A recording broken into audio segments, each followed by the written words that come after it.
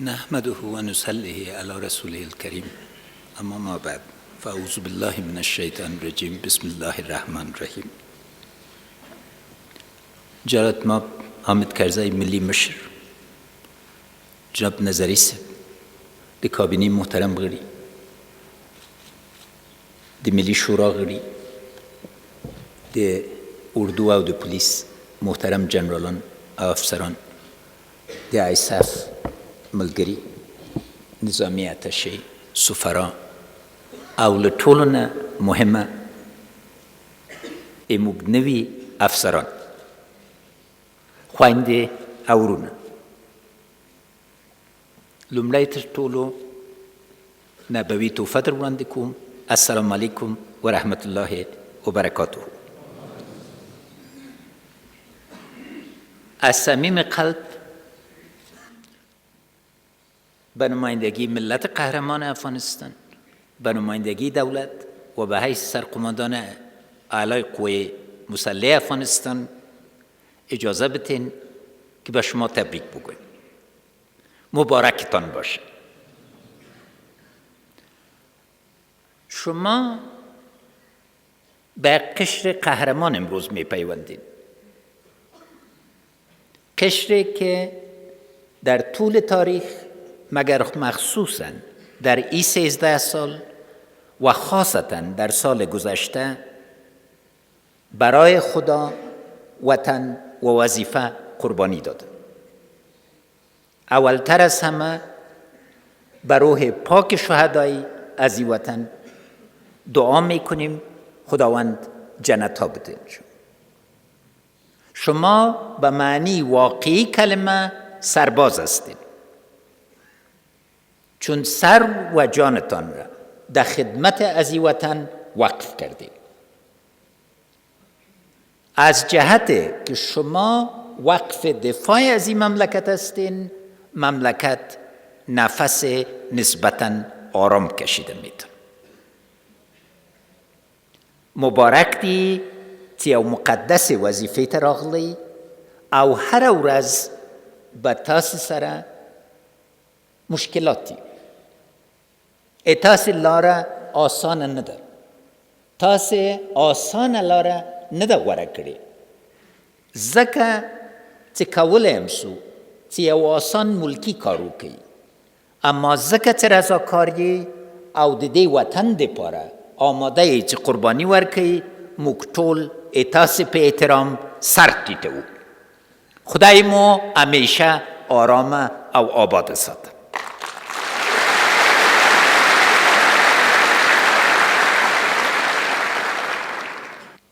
شما هر کدامتان اول رهبر هستین، دوم مدیر هستین.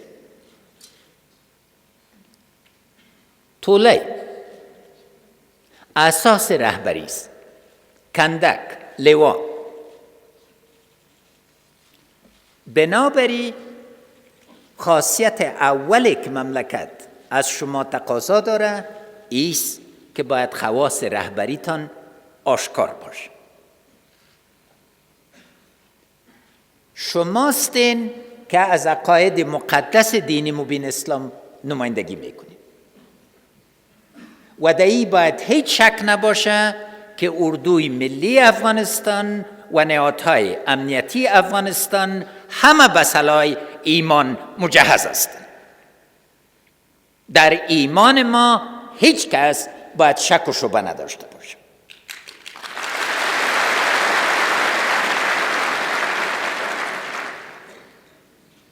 ما بعداً خواهد آمدم جنگ سر ما تحمیل شده.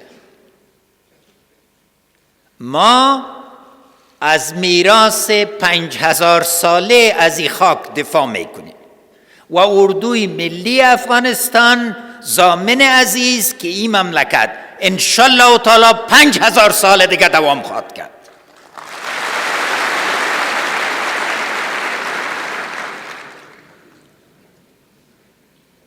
دوم مدیریت است. بزرگترین افتخار از این مملکت که دفاع از ناموس ملی افغانستان است به شما سپرده شد و شماستین که این میراث بزرگه که ناموس جمعی افغانستان است حفاظت میکنید.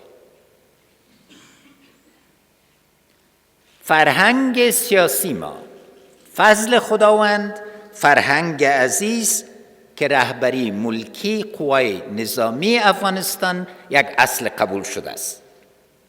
جلالت مآب حامد کرزی یه اصل تثبیت کرد، ما دوام رایشانه ادامه میدم. اما به حیث سرقماندان اعلی قوای مسلح افغانستان ما به هر کدامتان مسئول هستم. حفظ جان شما وظیفه ماست. شما را از خطر دور کردن وظیفه ماست. بنابراین وظیفه قشر ملکی افغانستان و قشر سیاسی افغانستان است که ثبات افغانستان باید تامین کنیم. و ثبات افغانستان در قدم اول معنیش چیست؟ ایموگ ملی وحدت. تاسو د ټول ګوټو د افغانستان نه دلته حضور لرئ او سر له سبانه یوازې یو شی تاسو منځ کې باید مطرح وي، تاسو تقوا، تاسو کفایت. نه نور هزاره یې، نه پښتون یې، نه ازبک یې، یوازې افغان یې.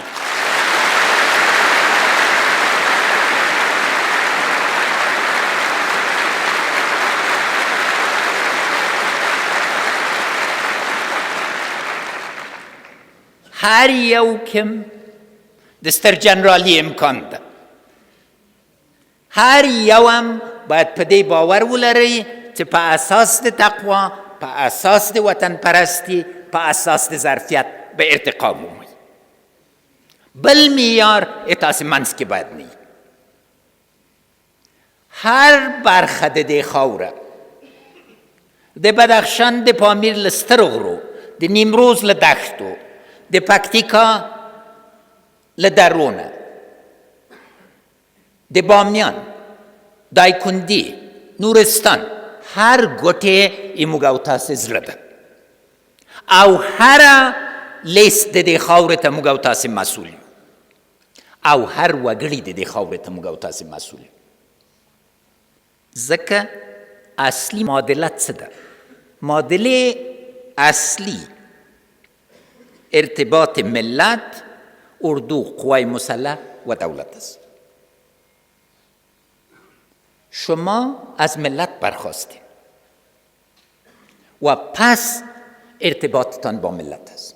بزرگترین سرمایه برای اردوی ملی و نهادهای دیگه امنیتی ما اعتبار مردم ماست. بدون اعتبار مردم ما سر نهادهای امنیتی ما در وطن نه ثبات آمده میتونه نه امنیت. در حین حال مردم افغانستان امروز به یک آواز پشت شما خواهرها و برادرای قهرمان استاد است. من از علمای کرام ابراز امتنان میکنم که 4000 عالم دین به یک آواز پشت قوای مسلح قهرمان افغانستان استاد شدند. از این جهت خواهشم از تمام اقشار ملت است که پشت قوای مسلح ما و پشت اردوی قهرمان ما به یک صف واحد استاد شویم. و دولت، معنی دولت عدالت است. در دین مبین اسلام حلقه عدالت اساس دولت داری است. دولت طبق قانون اساسی ما برتر از جامعه نیست، خادم جامعه است و من شرف افتخار از این دارم که خادم شما باشم و خادم ملت باشم. پوسنی شرایطو که موږ د جنگ په شرایطو کې او د ناامني په شرایطو کې موږ ملي ځواکونه او موږ قهرمانه ملي اردو هر ورځ شهیدان ورکوي، هر ورځ قرباني ورکوي. دلته باید پوه سو چې ناامني او جنگ موږ باندې تحمیل سوی دی. چند بخش ازی ضرورت به ذکر داره. اول اقتصاد جرمی سر ما تحمیل شده. مواد مخدره یک پدیده جهانی است که زیادترین فیصدیش مافیای بین المللی میبره، اما یک عامل عمده بی‌امنی است. این پدیده اساس سیاسی نداره، جرمی است و ناامنی را وسیله دوام خود میدونه. از این جهت باید شما رهبرای آینده ای وطن همه ابعاد ناامنی را درک کنین و مقابلش مجادله کنین. دوم، جنگ های نیابتی است. ما سر کس تجاوز نکردیم و اخطار میتیم که کس خاک ما را مرکز جنگ نیابتی خود ندانه.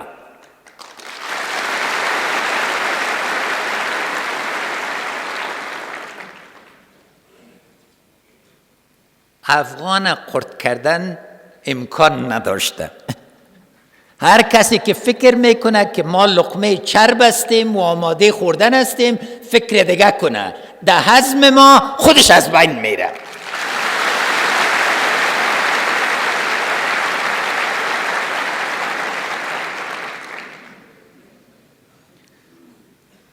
سوم، تروریسم منطقوی و بین‌المللی یک پدیده قرن 21 است. این پدیده اساسش رد وطن پرستی است.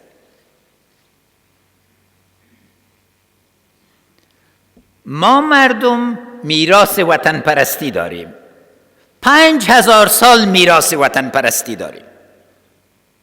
شعر پژواک شعر ببینین که مادر اسکندر پرسان کرد که چرا در این خاک بند ماندی؟ گفت ارسطو جواب از این دادن نمیتونه، بنابراین دو چیز کو، یکی یک چند نماینده از این مملکت روان کو، یکی یک چند تبر خاک. دفعه اول که مردم رفتن بسیار با آرامی رفتار کردن، گروگان بودن. دفعه دوم زیر قالینا خاک افغانستان انداختن. با مجرد که افغان ها در آمدن شمشیر کشیدن. و از اوست که پژواک میگه 1000 خم نکند مست می پرستان را، چو ذره خاک وطن پرستان را. شما ای وطن پرست هستید.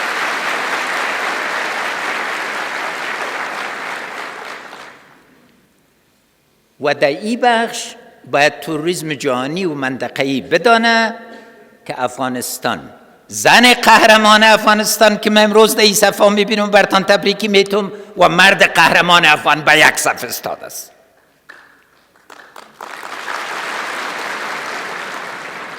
اوس بنیادی است مسئله ترازو د قوه استعمال، مشروع استعمال د قوه او نامشروع استعمال د قوه. د وطن ساتل مشروع استعمال د قوه ته ضرورت لري، اما نامشروع استعمال د قوه مشروعیت لمنځه وړي.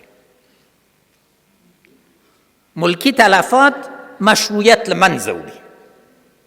خلکو باندې ظلم مشروعیت لمنځه وړي. د خلکو حقوق په ښو لاندې کول مشروعیت لمنځه وړي. نو ځکه تاسې د افغانستان قهرمان افسران، محترم جنرالان، لوی امتحان کی. لوی امتحان په دې کې چې د جنگ په شرایطو کې همیشه ویلي دي چې حلوا نه تقسیمیږي، اما موږ که غواړو د خاورې کې ثبات راولو باید د مشروع استعمال د قوې معیارونه ټینګ کړو او دې معیارونو باندې انشاءالله تعالی تاسې سمبالي، ځکه تاسې پوهیږئ چې د وطن بچی او هر د وطن بچی چې شهیدیږي یا له منځه ځي زموږ زړه کې یو داغ ده. نو ځکه ضروره ده چې موږ او تاسې د مشروع قوې استعمال او انحصار ترلاسه کړو. انحصار د مشروع قوه داده چې نور به باډیګاردان نه یي، نور به خلق منډې نه وایي، یوازې اردو ملي اردو پولیس او ملي امنیت ته به ګوري چې امنیت به یې ساتي. موږ دغه ورځ غواړو.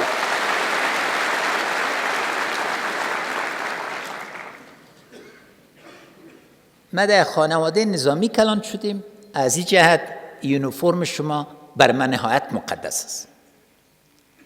تأمین عزت از این یونیفرم وظیفه اول ما به سرقماندان قوای مسلح افغانستان است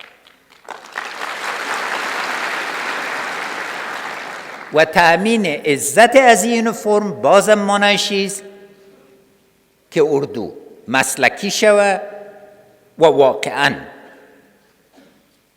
با خدا، وطن و وظیفه ایمان اصلی داشته باشه.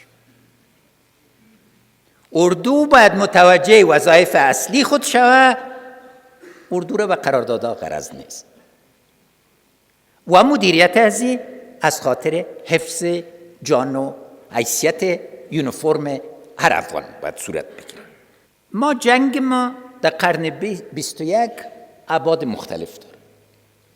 بعد اول از این روانی است. امروز ببینین در کجا توطئه وجود نداره که در افغانستان نفاق بیاره.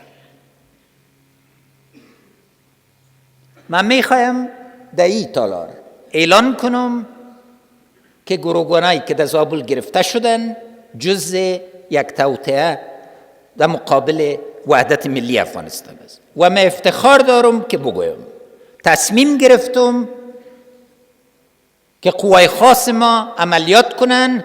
69 نفر از مخالفین از بین بردیم.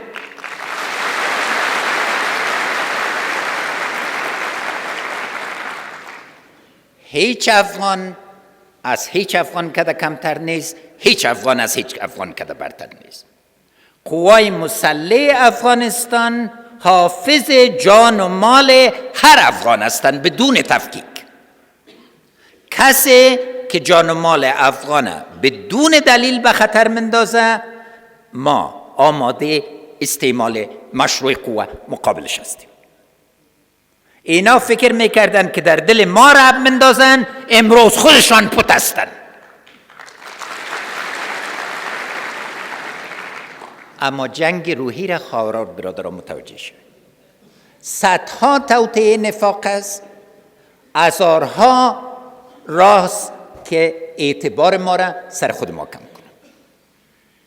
اما همه از اینا باید بدانن که از نگاه روحی این خاکسر وحدت ملی خود باور عظیم داره. این میراث تاریخی ماست. میراث میر مسجدی خان است، میراث وزیر اکبر خان است، امین الله خان است، اچکزای استک، محمد جان خان وردک است. در هر باره که افغانستان زیر فشار آمده، وحدت ملی افغانستان واضح و مشهود بوده و میراث مقدس جهاد ماست. از این جهت کسایی که فکر میکنن که با جنگ روانی میتونن روحی قوای مسلح افغانستان و ملت افغانستان ضعیف کنن، دوباره فکر کنن. در عین حال دیتا ضرورت ده چې موږ د ثبات بوج یوازې خپل مسلح قواو باندې ونیسو. 60% کار د تاسو ده، 80% کار د ملکی قواو ده. ولسوال د افغانستان، څارنوال د افغانستان، قاضی د افغانستان، تاجر د افغانستان او مخصوصا د ملت استازي ټول په دې کې شریک. موږ هر مسله په یو امنیتي مسلې باندې نسو بدل کولی. په هغه حالت کې چې مطلق آمادگی لرو چې خپل مشروع ګټو نه، ملي وحدت نه، ارضي تمامیت نه دفاع وکړو، په عین حال کې قوه باید په منطق باندې استعمال شي، نه بیل منطق. نو ځکه ضرور ده چې ملکی برخه خپل دنده ادا کړي. هر ګوټ د افغانستان کې بار بار عملیاتونه سوي تکراری عملیاتونه ده ضعف علامه نه ده قوت علامه. ځکه که یو وار عملیات کیږي نتیجه باید ثباتی. او دا په حکومت داری تړلې، دا په اقتصاد تړلې، دا په قضا تړلې. دلته باید ټول یو موقعیت ته لاړ شو. او دا ده چې تاسو د هر یو ساتل روغتیا این موږ ټول وظیفه ده. وقتی تاسو ټول وطن ساتئ، ټول وطن باید تاسو وساتئ.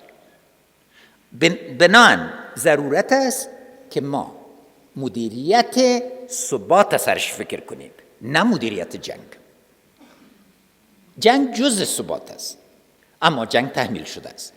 ثبات یک طرح منطقی اساسی و اصولی تمام ملت افغانستان و خواسته هم ملت است.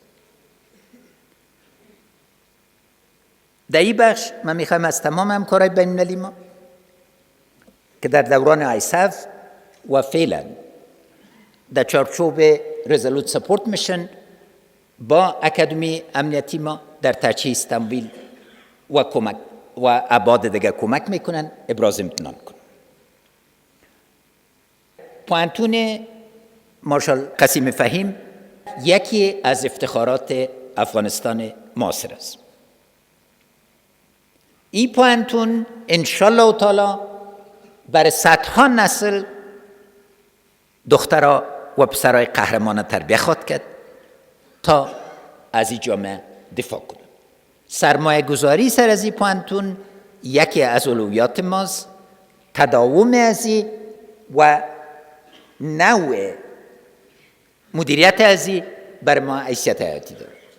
در اینجا یک پیغام دیگه به شما جوانا دارم، پسرها و دخترای عزیز، و ویست که علم با شهادتنامه پوانتون خلاص نمیشه. شما فن جنگ یاد گرفتید. مهمتر از جنگ و همزمان بیز که فن صلح و مدیریت ثبات یاد بگیرید. و این ابعاد دیگه دانشتان است. اولین چیز که هر سرباز و افسر افغانستان ضرورت داره دانش دینی مبین اسلام است. فلسفه وجودی ما اسلام است. ما فلسفه سیاسی دیگه نداریم. قانون اساسی ما به شکل اساسی فلسفه وجودی انعکاس میده و حقوق و وجایبی که دیگه گنجانیده شده 100% از دین مبین اسلام میشه. زبان مردم ما زبان اسلام است. باید با زبان مردم خود صحبت کنیم. زبان مردم، صحبت کردن با زبان مردم موجب عمق مشروعیت میشه. و دوم، ما باید جامعه خود درک کنیم. اردو در جامعه است. اردو با پاورپوینت های ترجمه شدگی مدیریت نمیشه. خواهش ما از تمام جنرال های ما، افسرهای ما و اینایی است که فکر ابتکاری افغانی را به کار پردازند. مشکلات را که با انگشت حل میشه با مشت حل نکنیم. این موجب عظیم میشه و یک قسمت از قماندان صاحبای قول اردو که الان چیزای دیگه تشریف دارن این فن به خوبی مهارت کردن. تماسای مردمی حتمی است. ما باید نقش علمای خود درک کنیم، نقش ریش سفیدای خود درک کنیم، نقش جوانای خود درک کنیم تا اینا با هم انسجام داده شود. به این ترتیب است که باور کلی خلق میشه که انحصار مشروع قوه تنها در دولت گنجانیده میشه و قوای مسلح افغانستان وسیله و نماینده این قوه است. بهترین اردویی است که تهدید استعمالش به مراتب مؤثرتر باشه تا استعمالش. و از این جهت پیام آخر ما است مثل که جناب نظری صاحب ابتدا شروع کردن، صلح و ثبات پایدار هدف ماست. اجماع از این جامعه برای ایجاد صلح است، اما صلح که ارزش‌های و دستاوردهای ما را حفظ کرده بود، صلح که از قوت باشه نه از ضعف، صلح که شفاف و واضح باشه نه پشت پرده. ما برتان اطمینان میتم که سر هیچ یک ارزش‌های ملی ما امرای هیچ کس هیچ نوع معامله صورت نگرفته و نخواهد گرفت.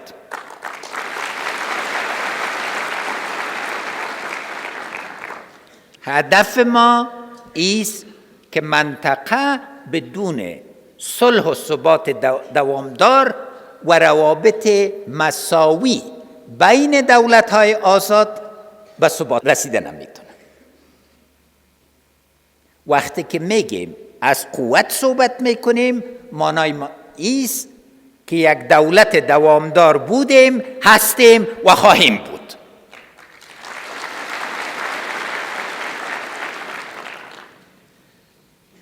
صلح قربانی میخواه، صلح گذشت میخواه، اما از همه که زیادتر صلح تدبیر و اجماع میخواه. صلح نتیجه وحدت ملی و اتفاق ملی خواهد بود. از این جهت انشالله تعالی تلاشای خود به صورت متداوم نگاه خواهد کردیم تا هدف به دست بیاید.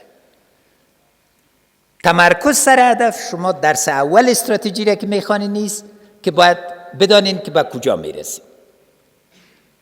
باز کج و پیچ را قابل توجیه است، چونو تکتیک است.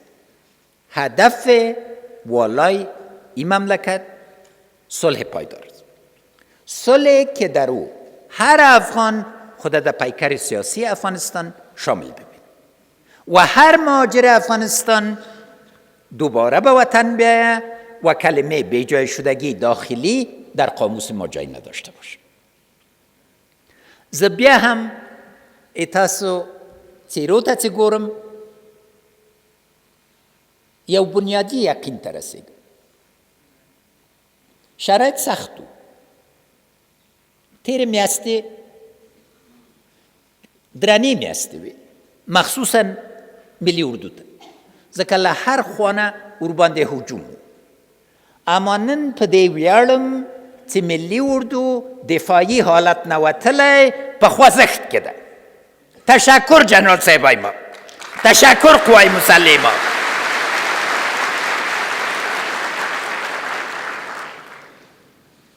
دیروز فرید زکریا یکی از سیاستمدارای تلویزیونی دنیا از ما گفت وضع هلمند چی فرق کرده؟ ما گفتم اردوی افغانستان در هلمند در حرکت است، حرکتی که در 8 سال قوای بین المللی نتانسته بود انجام بده.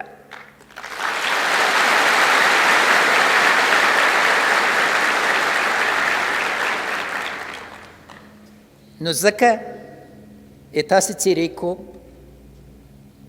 ټینګ عزم وینم، تاسې دا ټینګ عزم ما ته دا اطمینان را کوي چې دا خاوره انشالله تعالی لومړی به خدای جل شانه ساتي او پس لغنه به تاسې ساتي چې موږ به تاسې هغه بریالیتوب ګورو چې د هغه په اساس کې یوه میرمنه له یو ګوټ د افغانستان نه بل ګوټ ته بې له دې نه چې ډار ولري حرکت وکړي، یو ځوان بې له دې نه چې ورته ډاري وکړی سي چې هرې منطقې د افغانستان نه مکتب ته یو بل منطقې ته لاړ سي، چې هر معلم د افغانستان دې پسې به نه ګرځي چې د بې امنیتو مناطقو امتیاز به ګټم، دې باندې به فکر کوي چې چیرې به ډېر تر خدمت کو.